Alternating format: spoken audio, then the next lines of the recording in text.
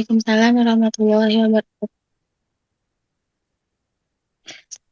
Baik, selamat malam semuanya. Kami di sini dari kelompok 5 akan mempresentasikan hasil kelompok kami yang berjudul Etika Profesional sebagai Sumber dalam Pengambilan Keputusan. Di sini saya tidak sendiri, saya ditemani oleh Lukman Al-Hakim sebagai pemateri keempat, lalu Sylvia Apriani sebagai pemateri ketiga, lalu ada Tifal Amatul Hadis sebagai pemateri pertama, dan saya sendiri Amelia Dwi Raffiani sebagai pemateri kedua. Baik, untuk mempersingkat waktu, langsung saja kepada Tifal Amatul Hadi, saya persilahkan.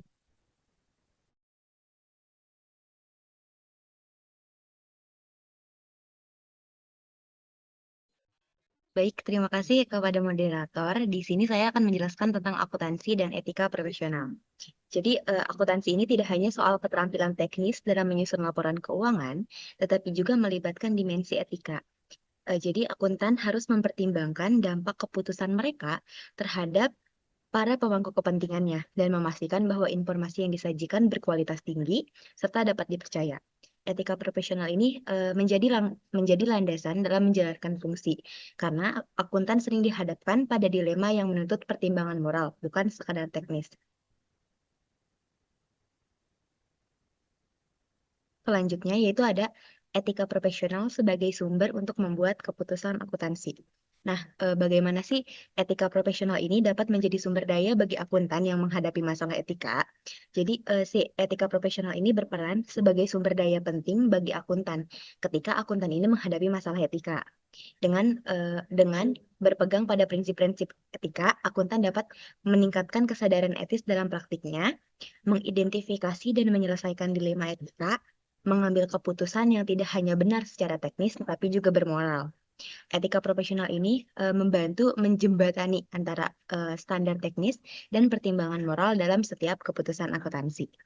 Mungkin sekian yang bisa saya sampaikan. Saya kembalikan lagi ke moderator. Baik, terima kasih. Selanjutnya itu mengenai boleh di next. Baik, selanjutnya itu mengenai akuntansi sebagai suatu profesi. Nah, yang pertama itu ada komunitas sosial di mana anggotanya itu terorganisir dan memiliki tanggung jawab sosial. Lalu yang kedua itu standar dan kode etik, di mana praktiknya itu dijalankan sesuai dengan standar yang telah ditetapkan dan ada sanksi pada pelanggaran. Lalu yang selanjutnya itu ada monopoli, di mana hanya anggota saja yang tersertifikasi yang boleh menjalankan fungsi-fungsi tertentu, yaitu seperti audit. Lalu yang terakhir itu ada tanggung jawab publik, di mana akuntannya itu bertanggung jawab kepada masyarakat, bukan hanya kepada klien atau perusahaan tempat mereka bekerja. Boleh di next?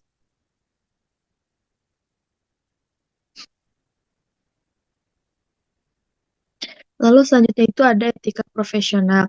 Nah, etika profesional itu adalah seperangkat prinsip dan aturan yang mengatur perilaku anggota profesi. Nah, di mana etika profesional ini juga memiliki fungsi utama, yaitu yang pertama meningkatkannya kesadaran etis anggota profesi, lalu menyediakan alat bantu pengambilan keputusan, lalu memberikan legitimasi sosial kepada profesi, lalu yang terakhir itu menjamin adanya pertanggungjawaban dan disiplin diri di antara anggota profesi. Nah, etika profesional ini juga biasanya dikodifikasi dalam bentuk kode etik, namun juga mencangkup norma-norma tidak tertulis yang menjadi budaya profesi. Eh, Mungkin cukup sekian. Untuk selanjutnya itu pemaparan dari pemateri ketiga kepada Sylvia Apriani, saya persilahkan. Baik, terima kasih kepada moderator yang telah memberikan waktunya kepada saya. Baik, untuk selanjutnya yaitu tentang kode etik sebagai alat dalam pengambilan keputusan. Kode etik adalah dokumen formal yang memuat standar perilaku dan prinsip moral yang harus diikuti oleh anggota profesi. Dalam pengambilan keputusan, kode etik berperan sebagai yang pertama itu ada panduan praktis. Panduan praktis membantu akuntan mengidentifikasi dan menyelesaikan masalah tentang etika. Yang kedua itu ada tentang alat evaluasi. Alat evaluasi menilai apakah suatu tindakan sesuai dengan standar profesi tersebut. Yang ketiga yaitu perlindungan. Perlindungan memberikan dasar hukum dan moral jika terjadi sengketa atau tuduhan pelanggaran. Boleh di next.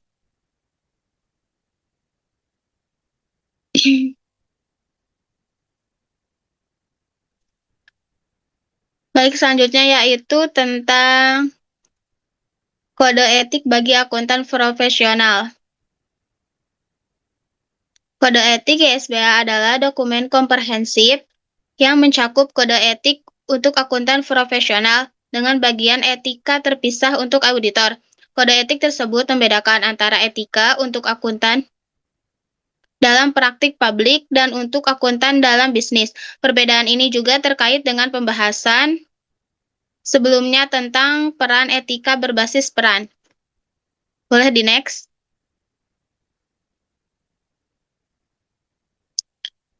Baik, untuk selanjutnya materi tentang struktur umum kode etik. Struktur umum kode etik itu mempunyai 3 struktur umum. Yang pertama itu mengidentifikasi ancaman terhadap kepatuhan terhadap prinsip-prinsip dasar kode etik.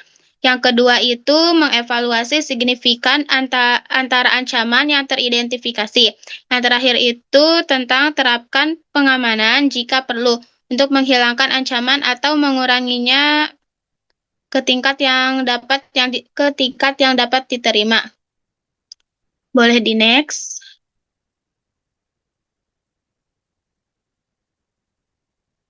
Materi selanjutnya itu tentang prinsip dasar. Terdapat 5 prinsip dasar dalam kode etik, dan ini merupakan pilar-pilar yang menjadi dasar dalam kode etik tersebut. Seorang akuntan profesional harus mematuhi prinsip-prinsip dasar.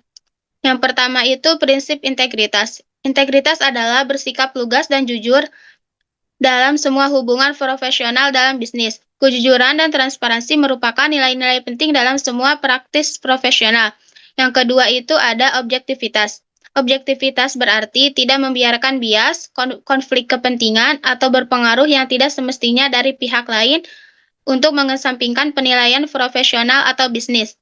Yang ketiga itu ada kompetensi profesional dan kehati-hatian. Landasan dari setiap hubungan profesional adalah harapan bahwa profesional akan bertindak sesuai dengan pengetahuan dan praktik terbaik yang tersedia dari profesi tersebut. Yang keempat itu ada kerahasiaan. Akuntan harus menghormati kerahasiaan informasi yang diperoleh sebagai hasil dari hubungan profesional dari bisnis dan tidak mengungkapkan informasi tersebut kepada pihak ketiga tanpa wewenang yang tepat dan khusus, kecuali ada hak atau hubungan.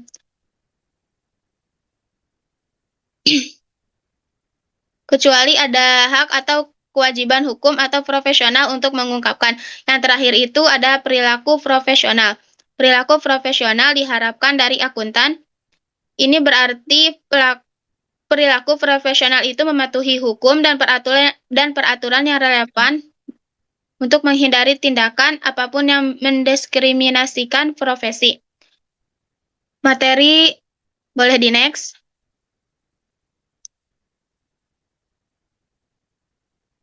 Untuk materi selanjutnya yaitu ada ancaman dan pengamanan. Kode etik juga menguraikan ancaman terhadap prinsip-prinsip dasar untuk menyantumkan perlindungan yang dapat diterapkan untuk menghilangkan atau mengurangi ancaman tersebut. Ancaman dan pengamanan ini ada 5. Yang pertama itu ancaman kepentingan pribadi. Ancaman kepentingan pribadi mengacu pada ancaman bahwa kepentingan finansial atau kepentingan lainnya akan mempengaruhi penilaian atau perilaku akuntan profesional secara tidak tepat. Yang kedua itu ada ancaman peninjauan diri. Ancaman peninjauan diri mengacu pada ancaman bahwa akuntan profesional tidak akan mengevaluasi dengan tepat hasil penilaian sebelumnya yang dibuat atau layanan yang dilakukan oleh akuntan profesional atau oleh individu dan dalam firma akuntan profesional. Penilaian sebelumnya yang mungkin tergoda untuk diandalkan dan akuntan dalam proses pengambilan keputusan yang merupakan aspek dari layanan saat ini. Yang ketiga itu ada ancaman advokasi. Ancaman advokasi merujuk pada ancaman bahwa akuntan profesional dan mempromosikan posisi klien atau pemberi kerja hingga di mana objektivitas akuntan profesional tersebut terganggu. Yang keempat itu ada ancaman keakraban. Ancaman keakraban merujuk pada ancaman bahwa dengan adanya hubungan yang panjang atau dekat dengan klien atau pemberi kriteria, Seseorang akuntan profesional akan terlalu simpatik terhadap kepentingan klien tersebut atau terlalu menerima pekerjaan mereka. Ancaman yang terakhir itu ada ancaman intimidasi. Ancaman intimidasi merujuk pada ancaman yang membuat akuntan profesional tidak dapat bertindak secara objektif karena adanya tekanan yang nyata atau yang dirasakan, termasuk upaya untuk memberikan pengaruh yang tidak semestinya kepada akuntan profesional tersebut. Mungkin cukup dari saya kembalikan kepada moderator. Baik, terima kasih. Selanjutnya itu ada pemaparan materi dari pemateri terakhir. Pada Lukman Al-Hakim, saya persilahkan.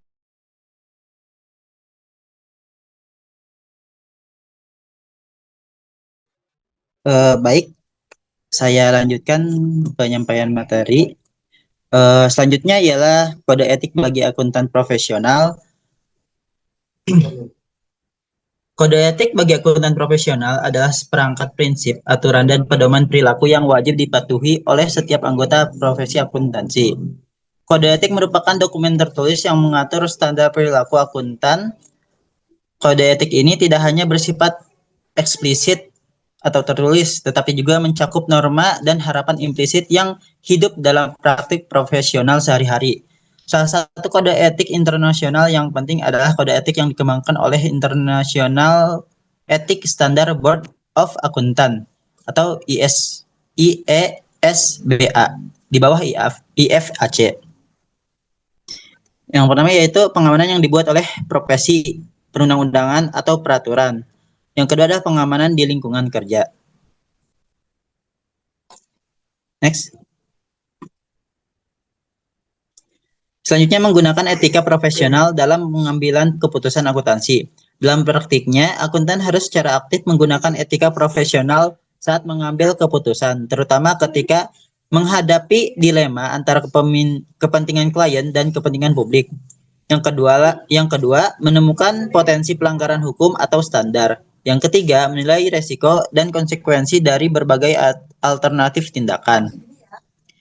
Etika profesional bukan hanya alat bantu, tetapi juga komitmen moral untuk selalu menempatkan kepentingan publik di atas kepentingan pribadi atau organisasi.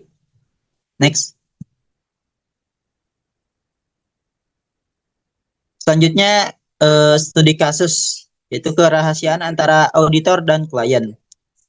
Anne Sorensen, seorang auditor untuk KPMG, sedang mengerjakan audit Amgen.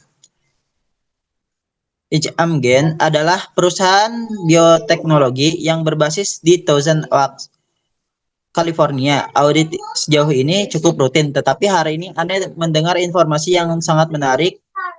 Amen baru saja menyelesaikan serangkaian tes dengan tikus yang terkait dengan gen OB dan leptin, protein yang diproduksi oleh gen tersebut. Selama tes ini, tikus obesitas kehilangan sekitar 40% dari berat badan mereka setelah hanya sebulan suntikan leptin setiap hari. Dengan uji coba pada manusia yang siap dimulai dalam waktu 1 tahun, janji obat untuk obesitas tampaknya penuh harapan.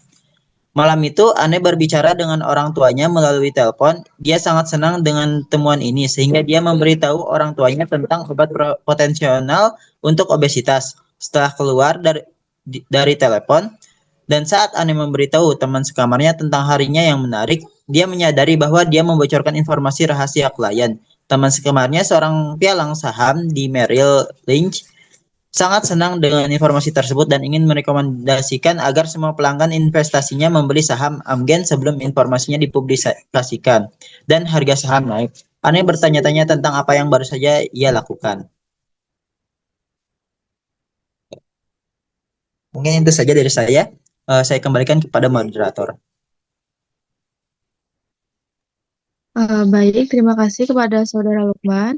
Mungkin cukup sekian presentasi dari kelompok kami. Sekian saja pemaparan materi dari kelompok kami. Kurang lebihnya kami mohon maaf. Wassalamualaikum warahmatullahi wabarakatuh. Waalaikumsalam warahmatullahi wabarakatuh.